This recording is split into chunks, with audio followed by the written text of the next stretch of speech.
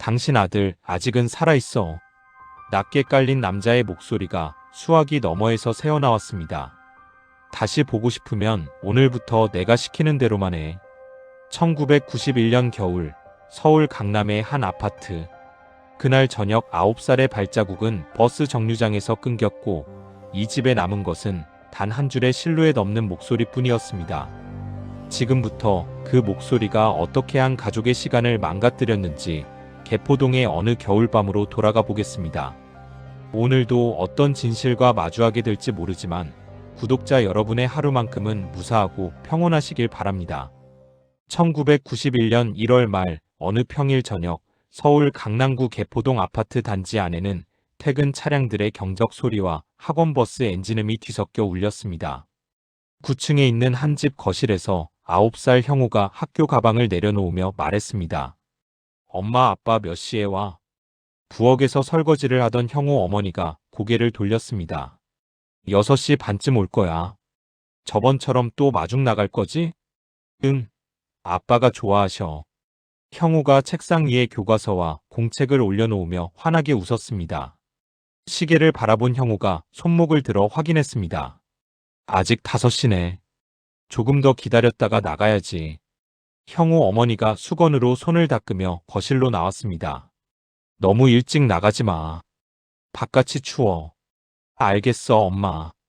해가 완전히 지고 아파트 단지 안가로등들이 하나둘 켜지기 시작했습니다. 형우가 거실 바닥에 흩어진 장난감 자동차들을 주워 담으며 중얼거렸습니다. 이거 아빠한테 보여드려야지. 장난감 중에서 가장 좋아하는 빨간 자동차 하나를 주머니에 넣었습니다. 형우가 시계를 다시 확인하며 일어났습니다. 엄마, 이제 나갈게. 점퍼 제대로 입어. 장갑도 끼고. 형우가 두꺼운 겨울 점퍼를 입고 털장갑을 끼며 말했습니다. 아빠 구두 정리정돈 되어 있나? 현관으로 달려가서 가지런히 놓인 아버지 구두를 내려다봤습니다. 잘 되어 있네. 형우 어머니가 현관까지 따라와 머리를 쓰다듬었습니다. 조심히 다녀와. 아빠 만나면 같이 들어오고. 응, 알겠어. 형우가 문을 조용히 열고 복도로 나섰습니다. 엘리베이터 버튼을 누르며 기다리는 동안 주머니 속 장난감 자동차를 만져봤습니다. 1층에 내린 형우가 아파트 정문을 향해 걸었습니다. 복도와 로비에는 학원을 마치고 돌아오는 아이들과 퇴근하는 어른들이 분주하게 오가고 있었습니다. 정문을 지나 큰 도로가 보이는 버스 정류장 쪽으로 발걸음을 옮겼습니다. 차도에는 배달 오토바이와 택시, 버스들이 끊임없이 지나다니고 있었습니다. 정류장 주변 인도에는 검은 외투를 입은 회사원들이 줄을 서서 버스를 기다리고 있었습니다. 형우가 사람들이 많이 모인 곳보다는 조금 떨어진 가로등 아래쪽으로 갔습니다. 주머니에서 장난감 자동차를 꺼내 손바닥 위에서 굴려보며 도로를 바라봤습니다. 아빠 버스는 147번이지. 지나가는 버스들의 번호판을 하나씩 확인했습니다. 그때 정류장 뒤편 상가 건물 벽에 기대선 중년 남자가 담배에 불을 붙였습니다. 남자가 담배 연기를 천천히 내뿜으며 오가는 사람들을 훑어봤습니다. 특히 가로등 아래에서 혼자 서 있는 작은 아이의 모습에 시선을 고정했습니다. 형우는 아무것도 모른 채 도로 쪽으로 몸을 내밀어 더 잘 보려고 애썼습니다. 147번 지나갔나? 이미 지나간 버스를 놓쳤다는 생각에 정류장 주변을 천천히 돌아다니기 시작했습니다. 저쪽에서 보면 더 잘 보일 텐데. 정류장에서 몇 걸음 떨어진 곳에 세워진 승용차들 사이로 들어갔습니다. 그 골목은 상가 건물 뒤편으로 이어지는 좁은 길이었습니다. 간판 불빛과 가로등이 닿지 않는 부분은 어둡게 가려져 있었습니다. 형우가 차 사이를 지나며 도로를 더 가까이서 보려고 했습니다. 상가 건물벽 쪽에서 누군가의 발자국 소리가 들리기 시작했습니다. 하지만 도로의 소음과 버스 브레이크 소리에 묻혀 형우는 알아차리지 못했습니다. 담배를 피우던 남자가 형우의 뒤를 일정한 간격으로 따라붙었습니다. 형우의 작은 몸이 차차 사람들의 시선에서 완전히 벗어난 골목 안쪽으로 사라져갔습니다. 잠시 후 골목 어귀에 낡은 승용차 한 대가 멈춰 섰습니다. 누군가가 급하게 뒷문을 열었다 닫는 소리가 짧게 울렸습니다. 그 차는 도로 쪽이 아닌 상가 뒷길 반대편으로 방향을 틀어 서서히 사라졌습니다. 골목 안쪽에서 들려야 할 아이의 발소리는 어느 순간부터 완전히 끊어져 있었습니다. 같은 시각 아파트 9층 집에서는 형우 어머니가 저녁 준비를 마친 뒤 시계를 자주 확인하고 있었습니다. 현관 쪽을 바라보며 기다렸지만 문이 열리는 소리는 들리지 않았습니다. 마침내 불안한 마음에 부엌에서 수건을 내려놓고 거실 전화를 들었습니다. 남편의 회사 번호를 눌러 전화를 걸었습니다. 전화 너머에서 남편의 당황한 목소리가 들렸습니다. 형우 어머니가 급히 코트를 걸쳐 입고 집을 나섰습니다. 아파트 정문을 나서 버스 정류장으로 달려갔습니다. 하지만 정류장 어디에도 형우의 모습은 보이지 않았습니다. 인근 놀이터와 상가 주변을 서둘러 뒤져봤지만 마찬가지였습니다. 아파트 경비실을 찾아가 경비원에게 물었습니다. 혹시 저희 아이 나가는 거 보셨어요? 9살인데 겨울 점퍼 입고. 경비원이 모니터 화면을 되짚어 보려 했지만 이미 지나간 시간의 흐릿한 영상 속에서 특정 아이의 모습을 찾아낼 수 없었습니다. 잘 기억이 안 나네요. 아이들이 워낙 많이 드나들어서. 형우 어머니의 얼굴이 점점 창백해졌습니다. 자정 가까운 시각 집으로 돌아온 부모는 형우의 책가방과 방안을 뒤져 혹시 어디 갈 만한 곳을 적어둔 메모가 있는지 확인했습니다. 하지만 공책과 연필, 장난감만 있을 뿐 아이가 스스로 먼 곳으로 떠날 이유는 찾을 수 없었습니다. 결국 두 사람은 경찰에 공식적인 실종 신고를 하기로 결심했습니다. 그날 밤부터 이 가족의 시간은 완전히 다른 속도로 흘러가기 시작했습니다. 강남경찰서 관할 순찰차와 형사 몇 명이 아파트로 출동했을 때는 이미 새벽이 가까운 시간대였습니다. 형사들이 집 안으로 들어와 거실에 앉았습니다. 김 형사가 수첩을 펼치며 말했습니다. 아이가 마지막으로 집을 나간 시간이 언제죠? 형우 아버지가 떨리는 목소리로 대답했습니다. 6시 반쯤이었을 거예요. 저를 마중 나간다고 했거든요.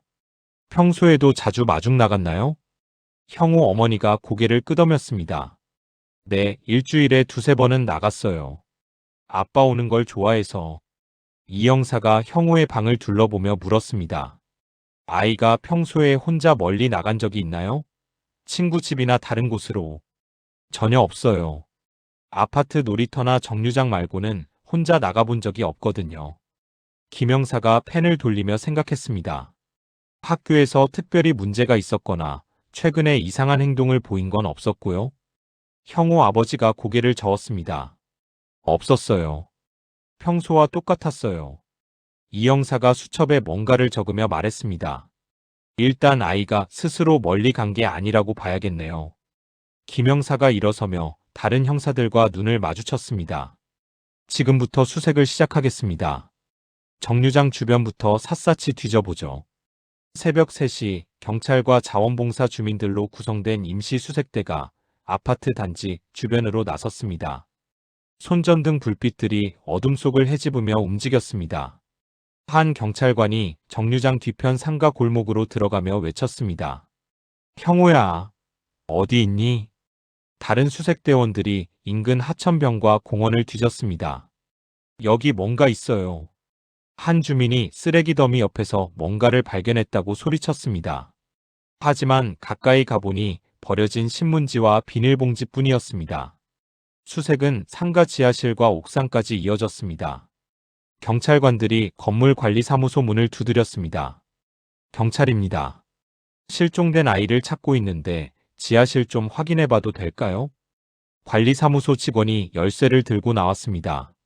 물론이죠. 이쪽으로 오세요. 지하실 곳곳을 뒤져봤지만 아이가 숨어 있거나 물건을 떨어뜨린 흔적은 어디에서도 발견되지 않았습니다. 새벽이 지나고 동이틀 무렵 수색대는 일단 1차 수색을 마무리했습니다. 김 형사가 다른 형사들과 모여 상황을 정리했습니다. 반경 2km까지 뒤져봤는데 아무것도 없어요. 해가 완전히 밝아지면 반경을 더 넓혀서 다시 해봅시다. 형우의 부모는 지친 몸으로 집에 돌아왔지만 잠을 이룰 수 없었습니다. 거실 불을 켜둔 상태로 문을 바라보며 앉아 있었습니다. 형우 어머니가 남편의 손을 꽉 잡았습니다. 형우가 혹시 혼자 들어올지도 몰라. 그럴 거야. 분명히 돌아올 거야. 하지만 두 사람의 마음속에는 점점 더 깊은 불안이 자리 잡고 있었습니다. 다음 날 오전 경찰은 형우의 학교와 인근 학원에 연락을 했습니다. 김 형사가 담임 선생님과 전화 통화를 했습니다. 형우가 평소에 어떤 아이였나요? 참 착하고 순한 아이였어요. 아버지 이야기를 자주 했거든요. 아빠를 마중 나가는 걸 정말 좋아했어요. 학원 원장도 비슷한 증언을 했습니다. 형우는 문제없는 아이예요. 늘 시간 맞춰서 왔다 갔다 하고 친구들과도 잘 어울렸어요. 이 형사가 형우의 친구들을 만나 이야기를 들어봤습니다. 형우가 어디 가고 싶다고 한 적 있어? 한 친구가 고개를 저었습니다. 없어요. 그냥 아빠 마중 나가는 얘기만 했어요. 어제 특별한 얘기를 한 건 없고? 아니요. 평상시랑 똑같았어요. 여러 교사들과 친구들이 모두 같은 이야기를 했습니다. 형우가 스스로 멀리 떠날 이유가 전혀 없다는 것이었습니다. 정오 무렵 수사팀은 다시 아파트 정문과 버스 정류장 주변을 돌았습니다. 상인들과 택시기사, 버스기사들을 상대로 재차 물어봤습니다. 김 형사가 정류장 근처 편의점 사장에게 형우 사진을 보여주며 말했습니다. 어제 저녁에 이 아이 본 적 있으세요? 편의점 사장이 사진을 자세히 들여다봤습니다. 글쎄요. 어제 저녁에는 사람이 너무 많아서 학원 끝나는 시간이라 수상한 차나 낯선 사람은 못 보셨고요. 특별히 기억나는 건 없어요. 대부분의 사람들이 비슷한 대답만 되풀이했습니다. 오후로 접어들자 경찰은 혹시 모를 유괴 가능성에 대비했습니다. 이 형사가 형우 집 전화선에 녹음 장치를 연결했습니다. 만약에 낯선 사람이 전화를 걸어오면 최대한 침착하게 대응하세요. 김 형사가 형우 아버지에게 당부했습니다. 시간을 끌면서 상대가 정보를 흘리게 만들어야 합니다. 알겠습니다. 형우 아버지가 긴장한 표정으로 고개를 끄덕였습니다. 전화기 옆에는 수사관이 앉아 수첩을 펼쳐두고 기다렸습니다. 형우 어머니가 부엌에서 차를 끓여오며 말했습니다. 정말 유괴된 걸까요? 아직은 모르죠. 하지만 준비는 해야 합니다. 그날 오후 내내 집 전화는 평소보다 조용했습니다. 친척과 지인들이 집을 찾아와 함께 기다렸습니다. 거실 한쪽에서는 수사관이 전화기를 지켜보며 시계를 자주 확인했습니다. 저녁 무렵 경찰서에서 내부 회의가 열렸습니다. 수사본부장이 형사들을 불러 모았습니다. 이 사건을 단순 실종이 아닌 유괴 가능성이 있는 사건으로 분류하겠습니다.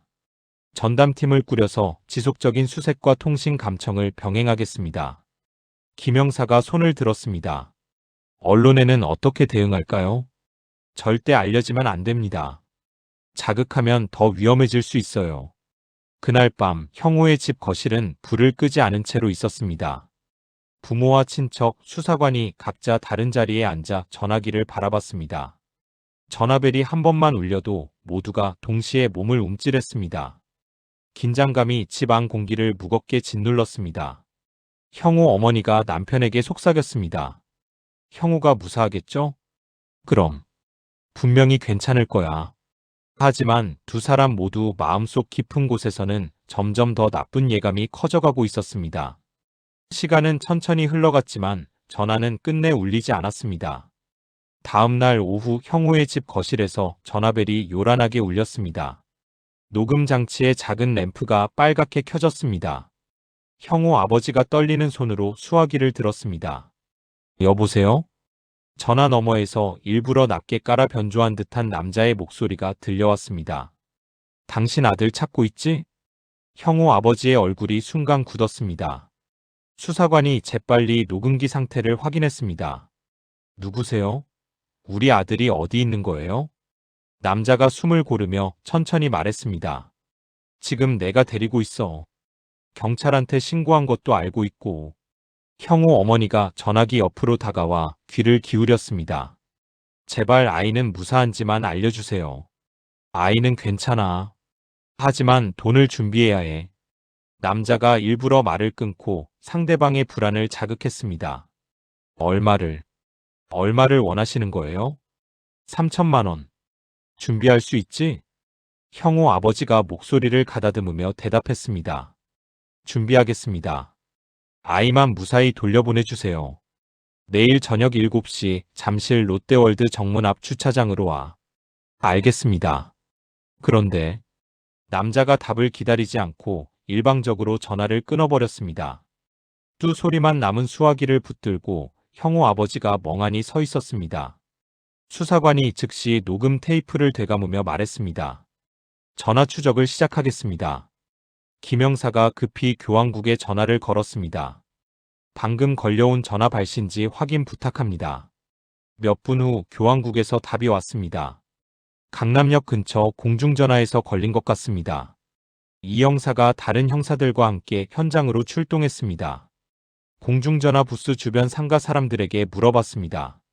방금 전에 이 공중전화 쓴 사람 보셨어요? 편의점 아르바이트생이 고개를 저었습니다.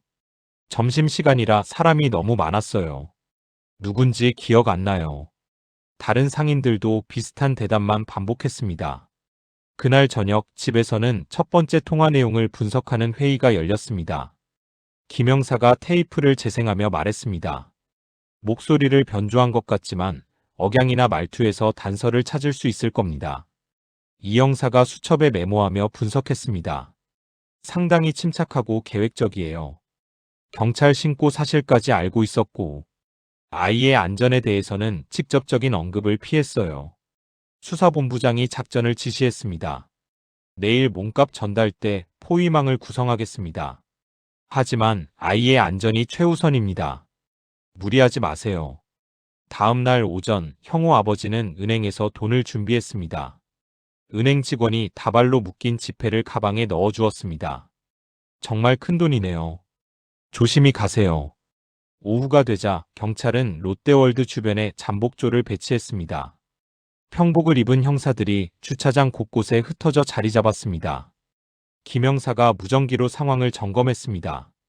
각 팀 준비 완료됐나요? 1팀 준비 완료. 2팀도 준비됐습니다. 저녁 7시 형우 아버지가 지정된 장소에 도착했습니다. 가방을 든 채 주차장을 서성이며 기다렸습니다. 주변에는 보이지 않는 곳에 형사들이 숨어서 지켜보고 있었습니다. 약속 시간이 지나도 아무도 나타나지 않았습니다. 30분이 지났을 때 근처 공중전화가 울렸습니다. 형우 아버지가 급히 달려가서 받았습니다. 여보세요. 같은 남자의 목소리가 들려왔습니다. 주변에 경찰이 있는 게 보여. 아니에요. 저 혼자 왔어요. 거짓말하지 마. 지금 당장 그곳을 떠나. 남자가 다시 일방적으로 전화를 끊어버렸습니다. 잠복하던 형사들이 허둥지둥 주변을 수색했지만 범인의 모습은 보이지 않았습니다. 김영사가 무전기에 대고 말했습니다. 범인을 놓쳤습니다. 어디서 지켜봤는지 알 수가 없어요. 그날 밤 집으로 돌아온 수사팀은 실망감에 빠졌습니다. 이 형사가 머리를 감싸지며 말했습니다. 너무 완벽하게 우리 움직임을 읽었어요. 다음에는 더 조심해야겠어요. 이후 며칠 동안 범인은 하루에 한두 차례씩 전화를 걸어왔습니다. 매번 돈을 준비하는 방식과 장소를 바꿨습니다. 이번에는 시장 뒤편으로 와. 아니, 장소를 바꿔야겠어. 지하철역 앞으로. 마지막 순간에 항상 약속을 취소하거나 전화를 끊어버렸습니다. 수사팀과 가족 모두 극도의 긴장과 피로에 시달렸습니다. 형우 어머니가 지쳐서 소파에 주저앉으며 말했습니다. 언제까지 이렇게 놀아날 건가요? 형우 아버지가 아내의 어깨를 감싸며 대답했습니다. 조금만 더 참자. 형우를 위해서. 수사팀은 녹음된 통화 내용을 반복 재생하며 분석했습니다. 김영사가 테이프를 돌려가며 말했습니다. 발음 습관이나 특정 단어 사용 빈도를 분석해봐요. 이 형사가 지도 위에 공중전화 위치를 표시했습니다. 사용된 공중전화들이 서로 떨어진 여러 구역에 흩어져 있어요. 명확한 패턴을 찾기가 어렵네요. 범인은 통화 말미에 항상 같은 문장으로 끝을 맺었습니다. 다음 연락을 기다려. 경찰은 이것이 그만의 서명처럼 반복된다는 점에 주목했습니다. 하지만 그것만으로는 신원을 밝히기에 턱없이 부족했습니다. 며칠이 지나 10번째 통화가 오갔을 때까지도 몸값 전달은 계속 실패했습니다. 형우 아버지는 밤마다 녹음 테이프를 들으며 범인의 목소리를 분석하려 했습니다. 이 사람이 대체 누구일까? 수사관이 옆에서 함께 들으며 말했습니다. 호흡 패턴이나 뒤에서 들리는 소음도 확인해봐요. 하지만 테이프에서 들리는 것은 늘 같은 높이의 목소리와 잡음뿐이었습니다. 사건 발생 후 열흘이 넘도록 협박 전화만 이어졌습니다.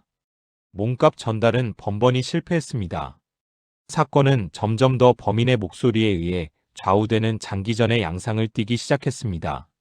수사팀은 이 목소리의 주인을 찾아내지 못한다면 사건 전체를 풀 수 없다는 사실을 절감했습니다.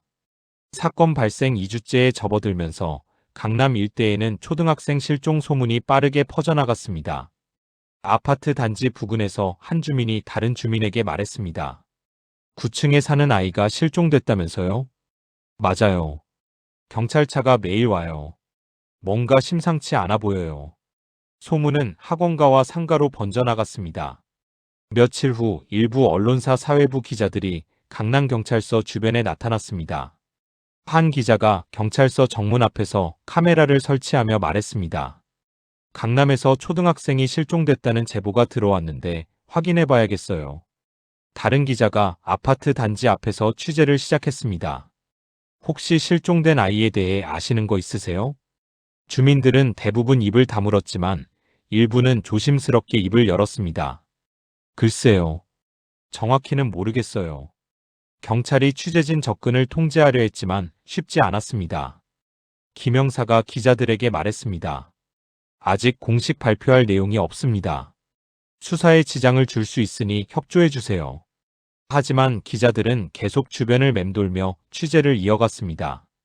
결국 어느 날 아침 한 일간지에 자극적인 기사가 실렸습니다. 강남 아파트 초등생 실종, 유력 인사 자녀 유괴 의혹. 기사는 단숨에 전국적인 관심사가 되었습니다. TV 뉴스에서도 이를 다루기 시작했습니다. 뉴스 앵커가 화면을 보며 말했습니다. 강남구 개포동에서 초등학생이 실종된 지 2주가 지났습니다. 경찰은 유괴 가능성을 두고 수사를 진행하고 있다고 밝혔습니다. 형우의 가족과 경찰은 범인의 반응이 어떻게 달라질지 예측할 수 없었습니다. 수사본부는 긴급 언론 브리핑을 열었습니다. 수사본부장이 기자들 앞에서 발표했습니다. 현재 실종 아동과 관련해 협박 전화가 있었던 것은 사실입니다. 전문 장비를 통해 통화 내용을 분석하고 있습니다. 시민들의 적극적인 제보를 부탁드립니다. 하지만 구체적인 몸값 액수나 장소는 공개하지 않았습니다. 보도가 나간 뒤에도 범인은 전화를 계속 걸어왔습니다. 오히려 기사를 읽어본 듯한 뉘앙스를 보였습니다. 전국적으로 유명해졌더군요. 범인이 전화에서 비웃는 듯한 톤으로 말했습니다. 경찰들이 열심히 하는 것 같은데 소용없어. 형우 아버지가 간절히 말했습니다. 제발 아이만 돌려보내주세요. 돈은 얼마든지 드릴게요. 돈 문제가 아니야. 이제 게임이 재미있어졌거든. 범인이 몸값 액수와 전달 조건을 더 과격하게 바꾸기 시작했습니다. 수사본부는 이번만큼은 확실하게 포위망을 좁히기로 했습니다. 더 많은 인력을 투입해 새로운 작전을 준비했습니다. 김영사가 작전회의에서 말했습니다. 도심 주요 지점과 고속도로, 진입로에 인력을 배치하겠습니다. 지하철 출입구와 주변 파출소와도 협조 체계를 구축했습니다. 이영사가 지도를 가리키며 설명했습니다. 모든 도주 경로를 차단할 겁니다. 범인이 지정한 시간에 형우 아버지는 재래시장 인근 골목으로 나갔습니다. 지시받은 봉투를 들고 골목 입구에서 기다렸습니다. 시장 안에서는 장을 보는 사람들과 노점상들이 복잡하게 얽혀 있었습니다. 배달 오토바이가 쌩쌩 지나다니며 소음을 만들었습니다. 형사들은 각자 다른 방향에서 시장 전체를 조용히 둘러쌌습니다. 누군가 수상한 행동을 하는지 찾아내려 애썼습니다. 하지만 약속된 시간이 지나도록 아무도 나타나지 않았습니다. 다시 공중전화가 울렸습니다. 형우 아버지가 급히 달려가서 받았습니다. 여보세요. 범인이 비웃는 듯한 목소리로 말했습니다. 시장 주변에 경찰이 깔려 있는 게 다 보여. 아니에요. 정말 혼자 왔어요. 앞으로는 제가 지시하기 전까지 함부로 움직이지 마. 범인이 다시 일방적으로 전화를 끊었습니다. 수사팀의 허를 완전히 찔러버린 것이었습니다. 이 시기 수사본부 내부에서는 의견이 충돌했습니다. 한 간부가 회의실에서 목소리를 높였습니다. 지휘 라인을 광역수사대로 완전히 넘겨야 합니다.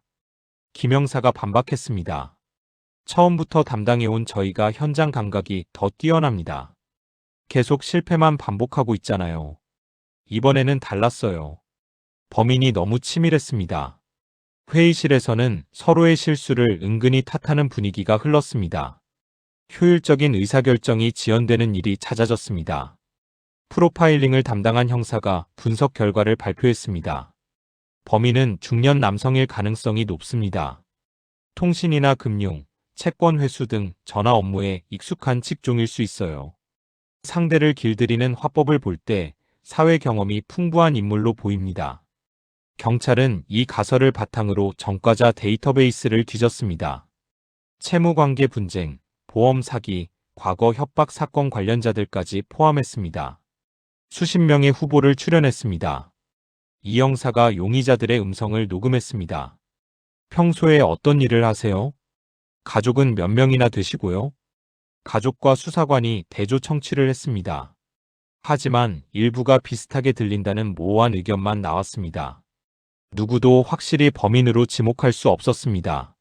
사건 발생 3주째가 되자 협박 전화 빈도는 조금 줄어들었습니다. 하지만 완전히 끊어지지는 않았습니다. 매번 내용과 요구 조건이 계속 바뀌었습니다.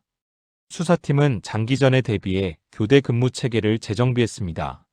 새로운 제보를 선별해 처리하는 방식도 효율적으로 바꾸었습니다. 김 형사가 밤늦게 사무실에서 혼자 사건 기록을 정리했습니다. 이 목소리의 주인이 대체 누구일까? 벽에 붙인 공중전화 위치와 통화시간표를 바라봤습니다. 형우의 가족은 매일 전화벨이 울릴 때마다 긴장했습니다. 아이의 생사와 직결된 소식이 들려올지 모르는 상황이었습니다. 수사팀도 사건의 중심이 점점 더 목소리로 압축되는 것을 느꼈습니다. 정작 그 목소리의 주인이 어떤 모습인지는 전혀 알 수 없었습니다. 사건 발생 한 달이 가까워질 무렵 수사본부는 공식적으로는 아이의 생존 가능성을 전제로 수사를 진행한다고 발표했습니다. 하지만 내부적으로는 다른 가능성도 배제하지 못하고 있었습니다. 김 형사가 지도를 펼치며 다른 형사들과 회의했습니다. 수색 범위를 서울 외곽까지 넓혀야겠어요. 경기도 지역의 야산과 하천도 포함해서요. 이 형사가 고개를 끄덕이며 말했습니다. 공터나 인적이 드문 곳들도 체크해봐야죠. 수색팀은 사건 발생 지점을 중심으로 반경을 점점 넓혀갔습니다. 주요 공중전화 위치와 몸값 전달 장소도 표시했습니다. 의심스러운 차량 목격 지점까지 지도에 그려넣었습니다. 접근이 쉬우면서도 숨기기 좋은 장소들을 후보로 뽑았습니다. 각 팀에는 형사와 기동대원, 의경이 함께 배치되었습니다. 지역 주민 자원봉사자들도 합류했습니다. 어느 날 아침 경기도 광주시 수청동 인근을 지나던 농부가 트럭을 몰고 있었습니다. 겨울 끝자락에 마른 밭과 대나무밭 사이를 지나고 있었습니다. 농부가 대나무 줄기 사이에서 이상한 것을 발견했습니다. 저게 뭐지? 흰색과 어두운 색이 뒤섞인 이물질이 눈에 띄었습니다. 처음에는 버려진 비닐이나 옷가지라고 생각했습니다. 하지만 이상한 모양 때문에 차를 세우고 확인해 보기로 했습니다. 대나무밭 안쪽으로 몇 걸음 들어갔습니다. 농부의 얼굴이 순간 굳어졌습니다. 땅바닥에 옆으로 비스듬히 누워있는 작은 사람의 형체를 발견했습니다. 이게 뭐야? 몸 위에는 흙과 낙엽, 눈이 뒤섞인 흔적이 있었습니다. 주변에는 누군가가 급하게 발길을 돌린 듯한 발자국이 얼어붙은 흙 위에 남아 있었습니다. 농부가 급히 마을로 달려가 이장에게 말했습니다. 이장님, 큰일 났어요. 대나무밭에 사람이. 뭐? 사람이 어떻게 됐다고? 아이 같은데. 경찰에 신고해야겠어요. 이장이 파출소에 전화를 걸었습니다. 신고를 받고 출동한 파출소 경찰관들이 현장을 확인했습니다. 한 경찰관이 무전기에 대고 급하게 말했습니다. 본서에 보고드립니다. 아동 시신으로 추정되는 것을 발견했습니다. 곧이어 수사본부에서 형사들이 출동했습니다. 김 형사가 현장에 도착해 대나무밭을 둘러봤습니다. 여기를 폴리스라인으로 통제하세요. 외부인 출입을 완전히 막아야 합니다. 현장 감식 요원들이 시신 주변을 꼼꼼히 조사했습니다. 사진을 찍고 발자국과 타이어 자국을 찾았습니다. 담배꽁초와 천 조각도 하나씩 증거봉투에 담았습니다. 감식반장이 시신 상태를 확인하며 말했습니다. 두꺼운 겨울 점퍼와 바지를 입은 어린아이입니다. 양손이 뒤로 묶인 흔적이 있어요. 입과 코 주변에 테이프나 천으로 막힌 자국이 보입니다. 이 형사가 시신 크기와 차계 상태를 확인했습니다. 실종된 형호와 일치할 가능성이 높습니다. 수사본부는 즉시 이 사실을 형호 가족에게 알렸습니다. 김 형사가 형호 아버지에게 전화를 걸었습니다. 지금 광주시 쪽에서 아이로 추정되는 시신이 발견됐습니다. 확인을 위해 오실 수 있으세요? 형호 아버지의 목소리가 떨렸습니다. 지금 가겠습니다. 형호의 아버지와 일부 수사관들이 광주시 인근 장례식장으로 이동했습니다. 작은 시신이 흰 천으로 덮인 채 안치실에 놓여 있었습니다. 형호 아버지가 안치실 문 앞에서 발을 멈췄습니다. 정말 우리 형호일까요? 김 형사가 어깨에 손을 올리며 말했습니다. 확인해봐야 합니다. 흰 천이 천천히 젖혀졌을 때 형호 아버지는 그 자리에 주저앉았습니다. 형호야. 우리 형호야. 시신의 얼굴과 옷, 눈에 익은 특징들이 분명했습니다. 소지품과 신체적 특징을 통해 공식 확인 절차가 진행되었습니다. 감식반은 곧 시신을 부검을 위해 국과수로 옮겼습니다. 국과수 부검 결과가 나왔습니다. 부검의가 수사관들에게 설명했습니다. 사망 원인은 외부에서 호흡이 차단되면서 발생한 질식사입니다. 시신 상태와 내부 장기를 종합 분석한 결과 사망 시점은 실종 직후에서 길어야 며칠 이내였을 가능성이 높습니다.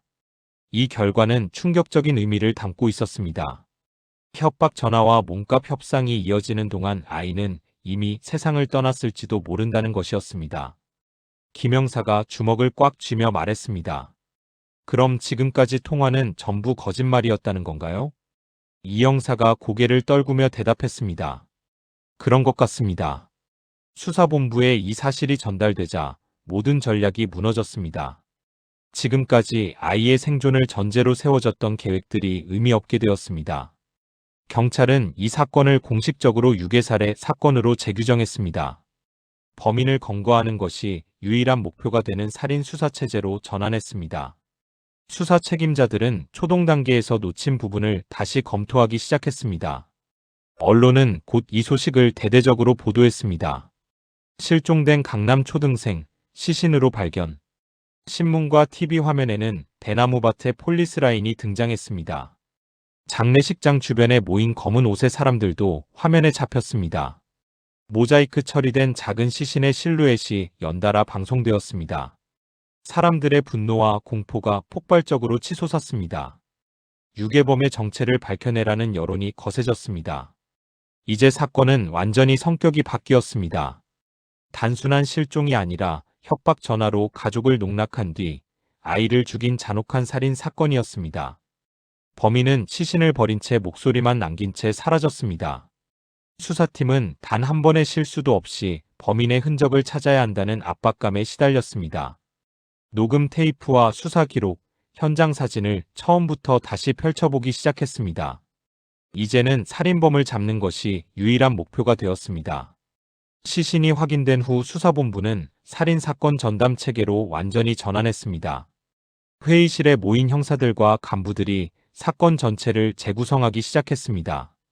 수사본부장이 벽에 붙인 시간표를 가리키며 말했습니다. 사건 발생부터 시신 발견까지 모든 과정을 다시 점검하겠습니다. 어느 시점에서 다른 선택을 했다면 결과가 달라졌을지 따져봐야 합니다. 국과수 부검 보고서가 책상 위에 펼쳐졌습니다. 부검의의 소견이 상세하게 기록되어 있었습니다. 형호가 유괴된 후 길어야 며칠 안에 질식사로 생명을 잃었을 가능성이 높다는 내용이었습니다. 김영사가 보고서를 읽으며 주먹을 쥐었습니다. 몸 곳곳에 압박 흔적과 손발 결박 자국이 선명해요. 입과 코 주변의 흔적을 보면 당시 상황을 짐작할 수 있습니다. 이 형사가 고개를 떨구며 말했습니다.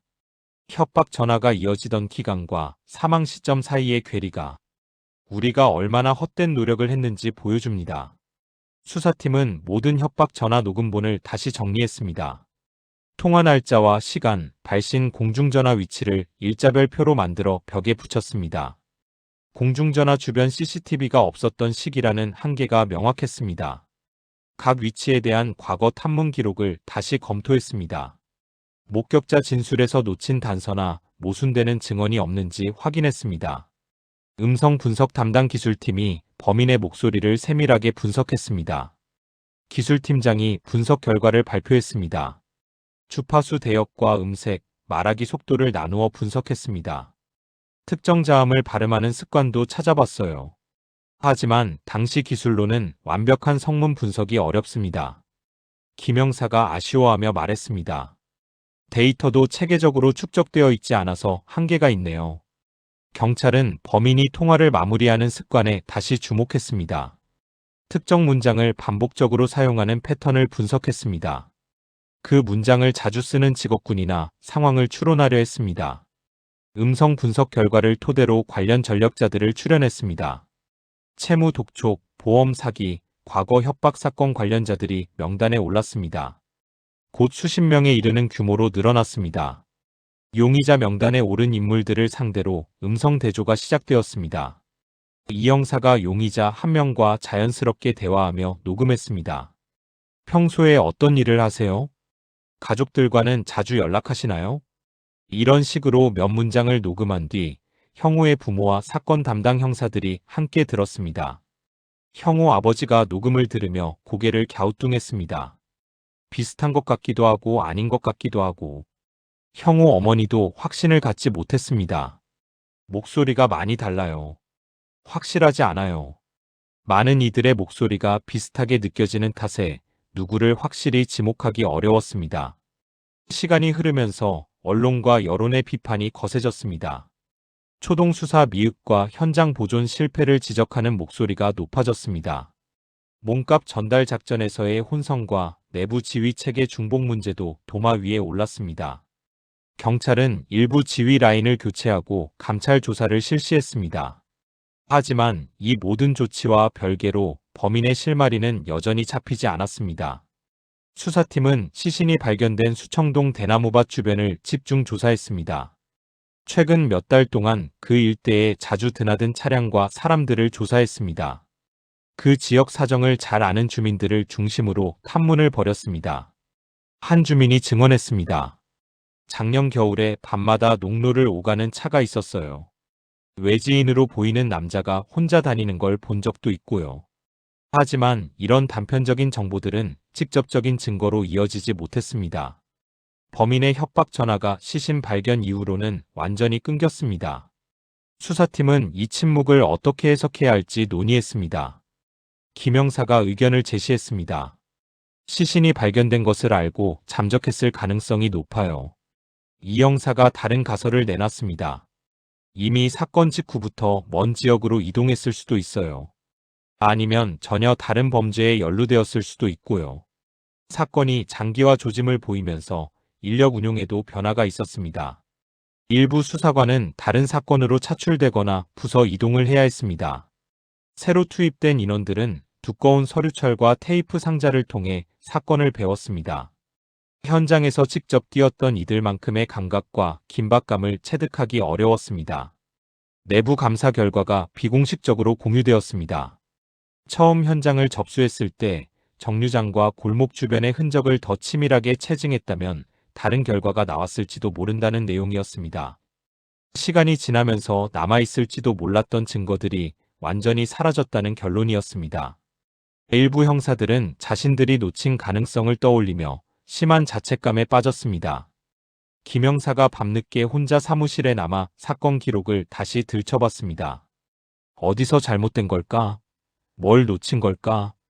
이 형사도 퇴근 후에도 집에서 녹음 테이프를 반복해서 들었습니다. 수사본부 책상 위에는 각종 보고서들이 겹겹이 쌓여갔습니다. 범인의 목소리 분석 보고서, 용의자 리스트, 시신 발견 현장 사진, 수색지도, 내부 감사 결과까지. 하지만 그 어떤 문서도 마지막에 범인의 실명과 얼굴을 정확히 가리키지 못했습니다. 결론 부분에는 늘 같은 문장이 반복되고 있었습니다. 범인의 특정에 이르지 못함. 사건 발생 후 시간이 흐르면서 언론의 헤드라인에서 형오 사건이 차지하는 비중은 점점 줄어들었습니다. 새로운 사건과 사회 이슈들이 그 자리를 대신했습니다. 하지만 형오의 가족과 이 사건에 깊이 관여했던 몇몇 수사관들에게는 여전히 현실로 남아 있었습니다. 그 겨울 저녁 개포동 정류장과 수청동 대나무밭이 머릿속에서 사라지지 않았습니다. 형오 아버지는 회사로 복귀해 일상적인 업무를 수행했습니다. 하지만 빈 시간마다 책상 서랍에 넣어둔 녹음 테이프 사본을 떠올렸습니다. 퇴근 후 집에 돌아오면 거실의 카세트 데크에 테이프를 걸었습니다. 범인의 목소리를 반복 재생하며 작은 숨소리나 말 사이의 침묵까지 분석하려 했습니다. 형오 어머니는 친척들의 권유로 병원을 다니기도 했습니다. 종교시설을 찾기도 했습니다. 하지만 집으로 돌아오면 결국 아이의 방 앞에서 발걸음을 멈췄습니다. 장난감과 책, 옷가지가 그대로 놓인 방 안을 들어가지 못한 채 문턱에서 서 있다가 거실로 돌아왔습니다. 방 안의 물건들은 시간이 멈춘 듯 같은 자리를 지키고 있었습니다. 사건을 처음부터 담당했던 형사들 중 일부는 다른 지역으로 발령을 받았습니다. 승진이나 부서 이동으로 사건에서 손을 뗄 수밖에 없었습니다. 새로운 수사관들이 형오 사건 파일을 인수받을 때마다 서류철과 녹음 테이프, 사진들을 차례로 넘겨봤습니다. 미제 사건이라는 딱지가 붙은 파일의 무게를 조용히 느꼈습니다. 그럼에도 몇몇 형사는 근무 시간 밖에도 사건 기록을 개인적으로 챙겨봤습니다. 김 형사가 밤늦게 집에서 해외 유사 사건 자료를 찾아 비교했습니다. 음성 분석 기술이 조금씩 발전했다는 소식을 들을 때마다 기존 테이프를 다시 분석해줄 전문가를 수소문했습니다. 공식 기록에는 남지 않는 작은 노력을 계속 이어갔습니다. 사건이 발생한 지 몇 년이 지난 어느 날 한 방송사가 미제 사건을 다시 조명하는 프로그램을 제작하기로 했습니다. 형오 사건을 다루기로 결정했습니다. 제작진은 수사 기록과 사진, 녹음 파일을 제공받아 재구성했습니다. 당시 수사관과 가족, 전문가를 차례로 인터뷰해 프로그램을 만들었습니다. 방송에서는 범인의 목소리 일부가 모자이크 처리된 화면과 함께 흘러나왔습니다. 프로그램 PD가 형오 아버지에게 말했습니다. 많은 시청자들이 이 사건을 기억하고 있을 겁니다. 혹시 제보가 들어올지도 모르니까요. 방영 이후 시청자 제보 전화와 메시지가 한동안 늘어났습니다. 일부는 주변에서 들었던 익숙한 목소리와 비슷하다는 이야기를 했습니다. 과거 협박 전화를 받았을 때의 음성과 닮았다고 주장하는 사람도 있었습니다.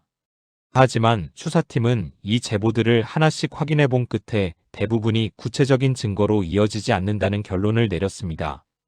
이 형사가 제보 전화를 받으며 말했습니다. 자세한 내용을 말씀해 주세요. 언제 어디서 들으신 목소리인가요? 하지만 대부분 막연한 추측이나 착각인 경우가 많았습니다. 사건이 발생한 지 10년이 넘어가면서 형오 사건은 경찰 내부에서 공식적으로 장기 미제 사건으로 분류되었습니다. 정기적으로 미제 사건을 검토하는 회의 자료에 늘 이름이 등장하는 사례가 되었습니다. 새로 부임하는 간부와 수사관들은 이 사건을 중요하지만 현실적으로 쉽지 않은 사건으로 인식했습니다. 동네 주민들 사이에서도 형오 사건은 시간이 지나며 세부적인 기억이 흐려졌습니다. 하지만 아이를 둔 부모들 사이에서는 여전히 영향을 미쳤습니다. 아이를 혼자 정류장이나 학원에 보내지 않으려는 습관이 자리 잡았습니다. 낯선 사람이나 차를 경계하는 태도가 자연스럽게 생겼습니다. 이 사건은 직접 언급되지 않아도 생활 속에 남은 경계심이라는 형태로 계속 영향을 미쳤습니다. 한 학부모가 다른 학부모에게 말했습니다. 요즘 애들 혼자 다니게 하면 안 돼요. 몇 년 전에 그런 일이 있었잖아요. 형우의 부모는 매년 사건 발생일과 시신 발견일이 돌아올 때면 조용히 추모 장소를 찾았습니다. 아이와 함께했던 짧은 시간을 떠올렸습니다. 어느 해부터는 언론의 관심이 거의 끊긴 채 경찰 관계자 몇 명과 가족만 참석하는 작은 추모로 바뀌었습니다. 하지만 그들의 마음속에서는 사건이 현재형으로 남아있어 시간의 경과가 체감되지 않았습니다. 수사 기록 보관실 한쪽 선반에는 형호 사건 파일들이 번호표와 함께 정리되어 있었습니다. 서류철과 녹음 테이프 상자, 사진 봉투가 차례로 놓여 있었습니다. 새로 발령 온 젊은 수사관들이 미제 사건 교육을 받으러 들어올 때마다 이 파일들이 꺼내졌습니다. 목소리만 남긴 유괴범이라는 설명과 함께 사례로 소개되었다가 다시 제자리에 꽂혔습니다. 이 사건을 처음부터 끝까지 지켜본 몇몇 형사들은 퇴직을 앞두고도 여전히 그 테이프 속 목소리를 기억했습니다. 김 형사가 퇴직 전 동료들과 술자리에서 말했습니다. 언젠가 우연이라도 그 목소리를 알아보는 누군가가 나타나길 바라요. 그게 우리가 할 수 있는 마지막 희망인 것 같아요. 동료들도 조용히 잔을 비우며 고개를 끄덕였습니다. 사건 발생 후 10여 년이 지나 새천년이 시작되었을 때 형호 사건은 공식적으로 여전히 해결되지 않은 미제 사건으로 남아 있었습니다. 형사들은 다른 새로운 사건들에 투입되면서 이 파일은 정기적인 재검토 대상에 머무르는 상태가 되었습니다. 하지만 공소시효라는 시간표는 묵묵히 끝을 향해 다가오고 있었습니다. 사회 전반에서는 중대범죄에 대한 공소시효 제도를 재검토해야 한다는 목소리가 조금씩 커지고 있었습니다. 법조계와 학계, 언론에서는 시간이 지났다는 이유만으로 범인이 법적 책임을 면하게 되는 현실을 문제 삼았습니다. 피해자와 유가족에게 얼마나 큰 상처를 남기는지에 대한 토론과 기사가 여러 차례 등장했습니다. 형호 사건의 공소시효 만료 시점이 가까워지자 몇몇 방송사와 신문이 다시 이 사건을 다뤘습니다. 특집을 준비했습니다. 과거 방영되었던 프로그램 자료와 수사 기록, 녹음된 범인의 목소리를 재정리했습니다. 아직도 잡히지 않은 목소리라는 주제로 현재까지 이어지는 미해결 상태를 다시 조명했습니다. 제작진이 형호의 부모에게 다시 취재 요청을 했습니다. 오랜 시간 언론의 조명을 피하며 조용히 살아온 그들이었습니다. 형호 어머니가 남편에게 말했습니다. 공소시효 만료를 앞둔 지금 한 번 정도는 이 사건을 사람들이 다시 기억하게 해야 할 것 같아. 그래야 혹시라도. 형호 아버지가 고개를 끄덕였습니다. 제한적인 조건으로라도 인터뷰에 응해보자. 제작진은 그들의 일상과 기억, 당시 수사 과정에 대한 질문을 카메라에 담았습니다. 인터뷰 촬영이 끝난 뒤 제작진은 수사 기록에서 제공받은 녹음 테이프의 일부를 프로그램에 삽입했습니다. 화면에는 모자이크 처리된 공중전화 부스와 도시 야경이 겹쳐졌습니다. 그 위로 낮게 변조된 범인의 목소리가 문장 하나씩 나뉘어 흘러나왔습니다. 시청자들은 화면을 통해 이 목소리가 실제로 한 번도 잡히지 않은 채 세월을 건너왔다는 사실을 알게 되었습니다. 방송 이후 인터넷 게시판과 커뮤니티에는 이 사건에 대한 분노와 안타까움이 다시 쏟아졌습니다. 제도 개선 요구도 함께 나왔습니다.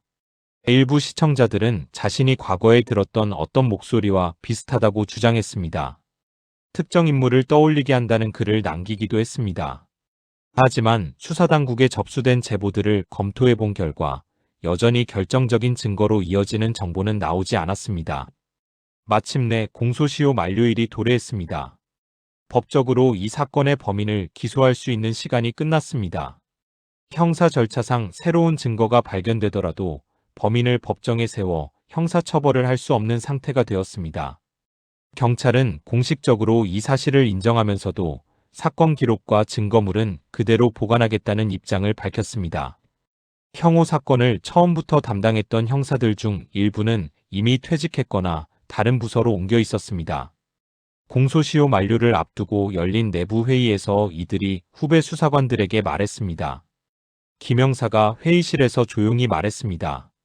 이 사건의 전개 과정과 교훈을 기억해 주세요.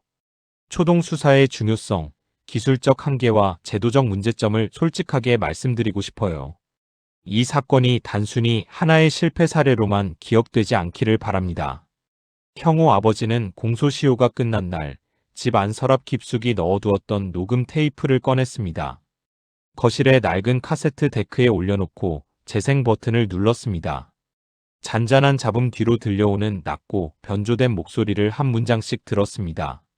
이 목소리의 주인을 법정에 세울 수 있는 길은 막혔지만 언젠가 우연한 계기로라도 정체가 밝혀지기를 바라는 마음을 버리지 못했습니다. 형우 어머니는 공소시효 만료에 대한 뉴스를 멀찍이서 듣고도 별다른 반응을 보이지 않았습니다. 대신 아이의 사진이 꽂힌 액자와 사용되지 못한 학교 준비물을 한동안 바라봤습니다. 이것들을 어디에 어떻게 두어야 할지 아직도 결정하지 못한 채 조용히 자리를 떠났습니다. 집안의 시간은 여전히 아이가 돌아오지 않은 날에 멈춰 있는 듯 했습니다. 시간이 더 흘러 이 사건은 영화와 다큐멘터리, 책 등의 형태로 여러 차례 재구성되었습니다. 사람들은 스크린과 지면을 통해 유괴범의 목소리와 협박, 가족의 고통, 미완의 수사 과정을 다시 접했습니다. 현실 속에서는 여전히 범인의 얼굴조차 확인되지 않은 채 사건이 끝났다는 사실을 떠올리며 씁쓸함과 두려움을 동시에 느꼈습니다.